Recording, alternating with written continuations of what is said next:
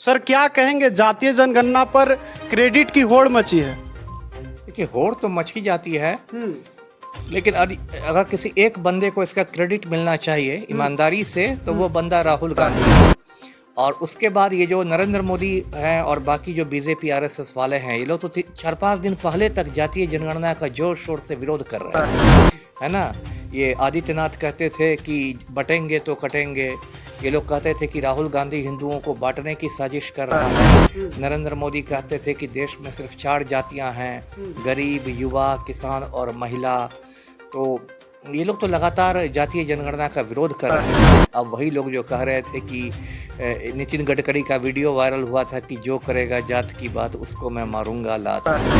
तो ये लोग तो भाजपाई लोग बेशरम है, निर्लज्ज है। इन लोगों ने गिरगिट की तरह रंग बदल दिया है। इसलिए मैंने कहा कि यदि क्रेडिट किसी एक व्यक्ति को सबसे ज्यादा मिलनी चाहिए तो वो राहुल गांधी। देखिए जातीय जनगणना जो है अब देश का बड़ा मुद्दा बन चुका है। इसको लेकर क्रेडिट की जो होड़ है बिहार में वो मच चुकी है।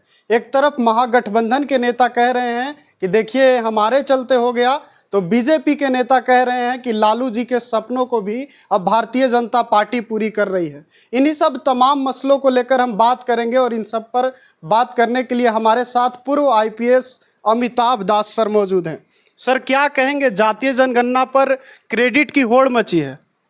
देखिए, होड़ तो मच ही जाती है। लेकिन अगर किसी एक बंदे को इसका क्रेडिट मिलना चाहिए ईमानदारी से, तो वो बंदा राहुल गांधी है। राहुल गांधी है जो विपक्ष के नेता हैं और राष्ट्रीय स्तर के नेता है, और उन्होंने बहुत मजबूती के साथ जातीय जनगणना की मांग उठाई थी। और उसके बाद ये जो नरेंद्र मोदी हैं और बाकी जो बीजेपी आरएसएस वाले हैं, ये लोग तो 4-5 दिन पहले तक जातीय जनगणना का जोर शोर से विरोध कर रहे थे, है ना। ये आदित्यनाथ कहते थे कि बटेंगे तो कटेंगे। ये लोग कहते थे कि राहुल गांधी हिंदुओं को बांटने की साजिश कर रहा है। नरेंद्र मोदी कहते थे कि देश में सिर्फ 4 जातियां हैं, गरीब, युवा, किसान और महिला। तो ये लोग तो लगातार जातीय जनगणना का विरोध कर रहे थे। इन्होंने तो अचानक से पलटी मारी है। नरेंद्र मोदी ने 30 अप्रैल को पलटी मारी और अचानक अब इन लोग के सुर बदल गए हैं। अब वही लोग जो कह रहे थे कि नितिन गडकरी का वीडियो वायरल हुआ था कि जो करेगा जात की बात उसको मैं मारूंगा लात। अब वही नितिन गडकरी इसको एक ऐतिहासिक फैसला बता रहे हैं, मास्टर स्ट्रोक बता रहे हैं। तो ये लोग तो भाजपाई लोग बेशरम है, निर्लज्ज है। इन लोगों ने गिरगिट की तरह रंग बदल दिया है और जो जातीय जनगणना का विरोध करने वाले अब राहुल गांधी के सुर में सुर मिला रहे हैं।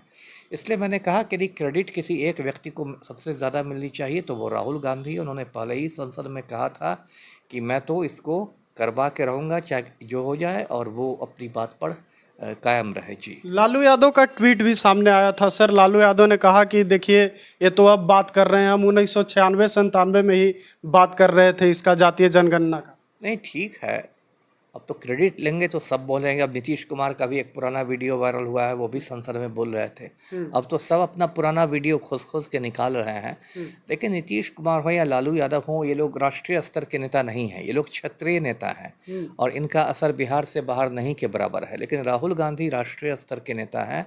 उनकी बात कश्मीर से कन्याकुमारी तक सुनी जाती है। अभी लोकसभा में विपक्ष के नेता हैं और उनका जो दबाव था वो बहुत ज़्यादा सरकार पर भारी पड़ गया। अभी जो लोकसभा चुनाव हुए थे मई में, उसमें भाजपा को सामान्य बहुमत भी नहीं मिला, जबकि लोगों ने नारा दिया था अब की बार 400 पार, लेकिन सामान्य बहुमत भी नहीं मिला इन लोग को।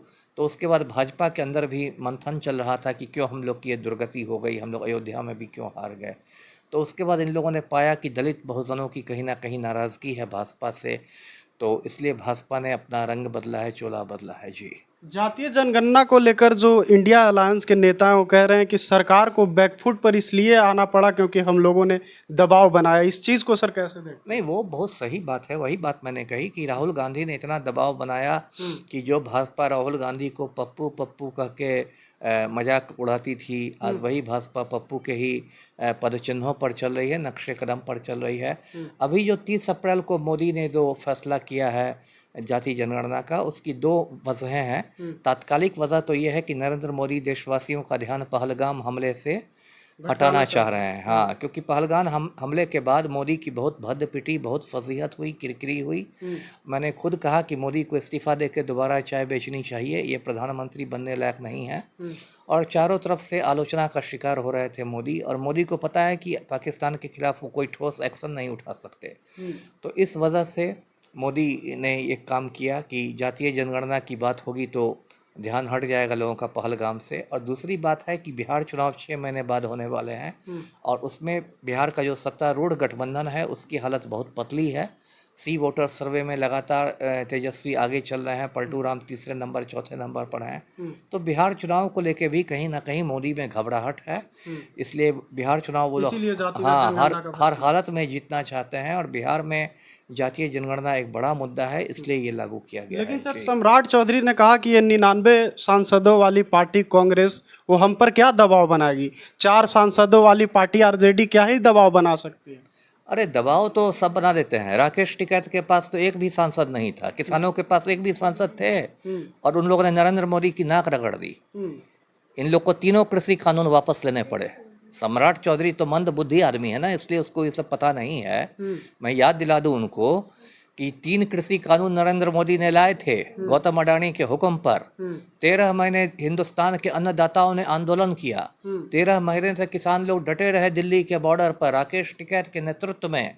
और राकेश टिकैत के पास एक भी सांसद, एक भी विधायक नहीं है, किसानों के पास कुछ नहीं है, लेकिन उन्होंने झुका दिया ना मोदी को तीनों कृषि कानून वापस लेने पड़े ना। तो जो दबाव होता है वो सिर्फ सांसद और विधायक और इससे नहीं होता है। जातीय जनगणना को लेकर चिराग पासवान कह रहे हैं कि देखिए ठीक है, जातीय जनगणना होनी चाहिए, इससे इनकार नहीं करते, लेकिन डाटा सार्वजनिक नहीं होना चाहिए। ये तो बहुत मूर्खतापूर्ण बयान दिया है चिराग पासवान ने, और एक केंद्रीय मंत्री को तो ये शोभा ही नहीं देता है बयान। और ये कौन बात हुई कि जातीय जनगणना होनी चाहिए, लेकिन उसके ये तो हुआ कि बच्चों की परीक्षा होनी चाहिए लेकिन रिजल्ट नहीं निकलना चाहिए, आईआईटी की परीक्षा होनी चाहिए, रिजल्ट नहीं निकलना चाहिए। ये तो बहुत मूर्खतापूर्ण बयान है।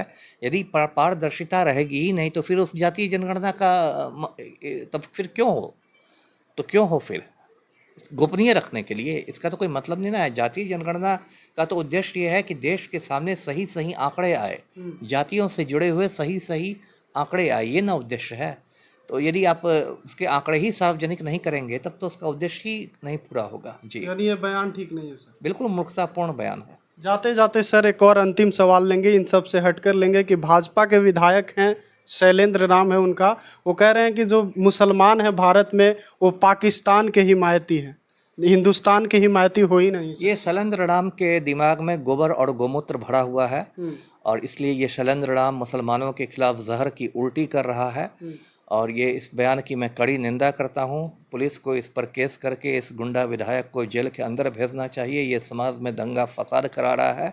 शैलेंद्र राम को मैं एक शेर सुनाता हूँ राहत इंदौरी की, कि हर किसी का खून शामिल है यहाँ की मिट्टी में, हर किसी का खून शामिल है यहाँ की मिट्टी में, किसी के बाप का हिंदुस्तान थोड़ी है। इसलिए विधायक जी सुन लीजिए, ये हिंदुस्तान शैलेंद्र राम के बाप का नहीं है, हर किसी का है। हिंदू, मुसलमान, सिख, ईसाई, बौद्ध, जैन, पारसी, सबका इस पर हक है। अपने दिमाग से गोबर और गोमूत्र निकलवाइए। जी, चलिए, तो आपने सुना, हमारे साथ पूर्व आईपीएस अमिताभ दास बातचीत कर रहे थे, और इनका कहना है जातीय जनगणना को लेकर कि देखिए क्रेडिट की होड़ तो मची ही है, लेकिन अगर क्रेडिट किसी एक व्यक्ति को दिया जाना चाहिए सबसे ज़्यादा तो राहुल गांधी हैं। बाद बाकी आप सुन ही रहे थे कि और चीज़ों पर क्या कुछ इनका कहना था। अपनी भी प्रतिक्रिया आप हमें ज़रूर बताइए।